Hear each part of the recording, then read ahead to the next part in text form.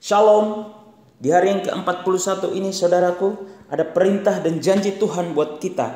Kejadian 41, 1-57. Mimpi Firaun. Setelah lewat 2 tahun lamanya, bermimpilah Firaun bahwa ia berdiri di tepi sungai Nil.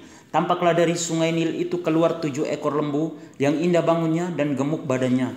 Lalu memakan rumput yang di tepi sungai itu. Kemudian tampaklah juga 7 ekor lembu yang lain yang keluar dari dalam sungai Nil itu, buruk bangunnya dan kurus badannya, lalu berdiri di samping lembu-lembu yang tadi di tepi sungai itu. Lembu-lembu yang buruk bangunnya dan kurus badannya itu memakan ke-7 ekor lembu yang indah bangunnya dan gemuk itu. Lalu terjagalah Firaun. Setelah itu tertidur pulalah ia dan bermimpi kedua kalinya. Tampak timbul dari satu tangkai 7 bulir gandum yang bernas dan baik. Tetapi kemudian tampaklah juga tumbuh 7 bulir gandum yang kurus dan layu oleh angin timur. Bulir yang kurus itu menelan ke-7 bulir yang bernas dan berisi tadi. Lalu terjagalah Firaun. Agaknya ia bermimpi. Pada waktu pagi gelisahlah hatinya, lalu disuruhnyalah memanggil semua ahli dan semua orang berilmu di Mesir. Firaun menceritakan mimpinya kepada mereka, tetapi seorang pun tidak ada yang dapat mengartikannya kepadanya. Lalu berkatalah kepala juru minuman kepada Firaun, "Hari ini aku merasa perlu menyebutkan kesalahanku yang dahulu. Waktu itu tuanku Firaun murka kepada pegawai-pegawainya dan menahan aku dalam rumah pengawal istana beserta dengan kepala juru roti. Pada satu malam juga kami bermimpi. Aku dan kepala juru roti itu masing-masing mempunyai mimpi dengan artinya sendiri. Bersama-sama dengan kami ada di sana seorang muda Ibrani, hamba kepala pengawal istana itu. Kami menceritakan mimpi kami kepadanya, lalu diartikannya kepada kami mimpi kami masing-masing. Dan seperti yang diartikannya itu kepada kami, demikianlah pula terjadi. Aku dikembalikan ke dalam pangkatku dan kepala juru roti itu digantung." Kemudian Firaun menyuruh memanggil Yusuf. Segera ia dikeluarkan dari tutupan. Ia bercukur dan berganti pakaian, lalu pergi menghadap Firaun. Berkatalah Firaun kepada Yusuf, "Aku telah bermimpi dan seorang pun tidak ada yang dapat mengartikannya. Tetapi telah kudengar tentang engkau. Hanya dengan mendengar mimpi saja engkau dapat mengartikannya." Yusuf menyaut Firaun, "Bukan sekali-kali aku, melainkan Allah juga yang akan memberitakan kesejahteraan kepada tuanku Firaun." Lalu berkatalah Firaun kepada Yusuf, "Dalam mimpiku itu aku berdiri di tepi sungai Nil. Lalu tampaklah dari sungai Nil itu keluar 7 ekor lembu yang gemuk badannya dan indah bentuknya dan makan rumput yang di tepi sungai itu. Tetapi kemudian tampaklah juga keluar 7 ekor lembu yang lain, kulit pemalut tulang, sangat buruk bangunnya dan kurus badannya. Tidak pernah kulihat yang seburuk itu di seluruh tanah Mesir. Lembu yang kurus dan buruk itu memakan ke-7 ekor lembu gemuk yang mula-mula. Lembu-lembu ini masuk ke dalam perutnya, tetapi walaupun telah masuk ke dalam perutnya, tidaklah kelihatan sedikit pun tandanya. Bangunnya tetap sama buruknya seperti semula. Lalu terjagalah aku. Selanjutnya dalam mimpiku itu kulihat timbul dari satu tangkai 7 bulir gandum yang berisi dan baik. Tetapi kemudian tampaklah juga tumbuh 7 bulir yang kering, kurus dan layu oleh angin timur. Bulir yang kurus itu memakan ke-7 bulir yang baik tadi. Telah kuceritakan hal ini kepada semua ahli, tetapi seorang pun tidak ada yang dapat menerangkannya kepadaku." Lalu kata Yusuf kepada Firaun, "Kedua mimpi tuanku Firaun itu sama. Allah telah memberitahukan kepada tuanku Firaun apa yang hendak dilakukannya. Ke-7 ekor lembu yang baik itu ialah 7 tahun, dan ke-7 bulir gandum yang baik itu ialah 7 tahun juga. Kedua mimpi itu sama. Ke-7 ekor lembu yang kurus dan buruk yang keluar kemudian maksudnya 7 tahun. Demikian pula ke-7 bulir gandum yang hampa dan layu oleh angin timur itu.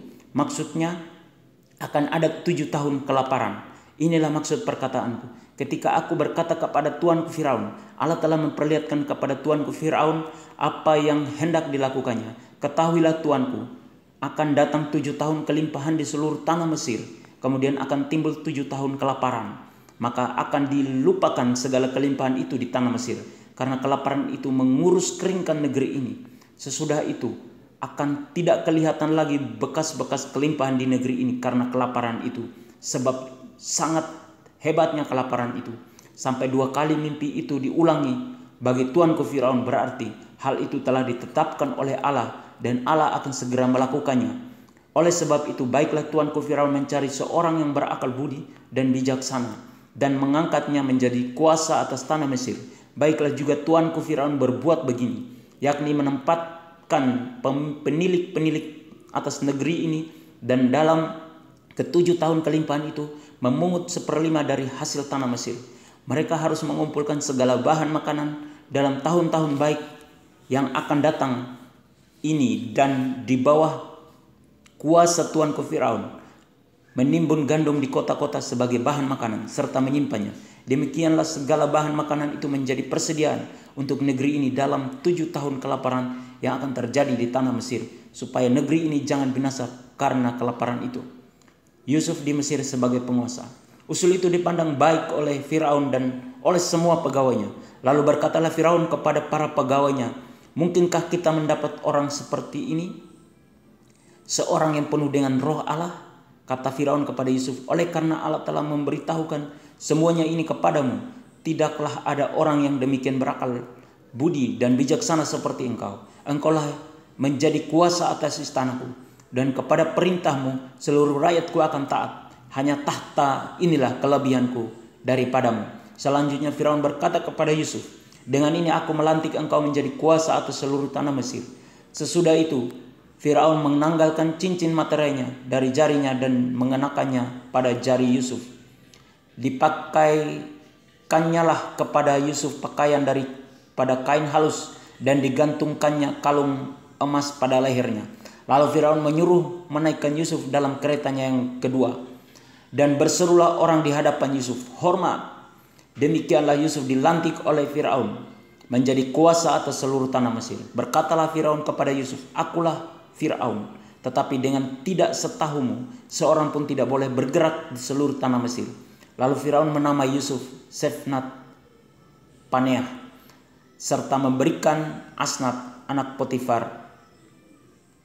Potifera imam Dion kepadanya menjadi istrinya. Demikianlah Yusuf muncul sebagai kuasa atas seluruh tanah Mesir.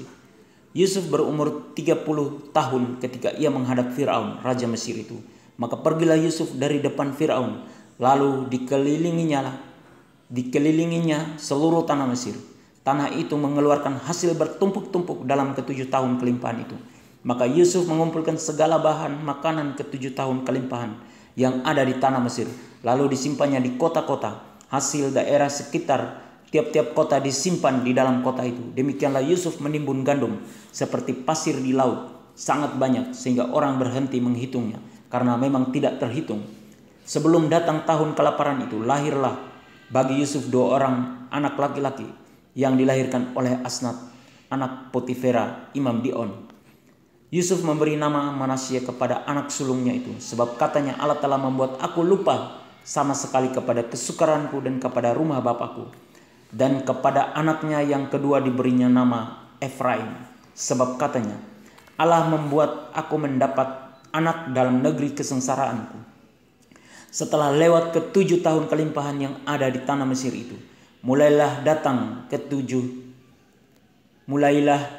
7 tahun kelaparan, seperti yang telah dikatakan Yusuf, dalam segala negeri ada kelaparan, tetapi di seluruh negeri Mesir ada roti. Ketika seluruh negeri Mesir menderita kelaparan dan rakyat berteriak meminta roti kepada Firaun, berkatalah Firaun kepada semua orang Mesir, "Pergilah kepada Yusuf, perbuatlah apa yang akan dikatakannya kepadamu."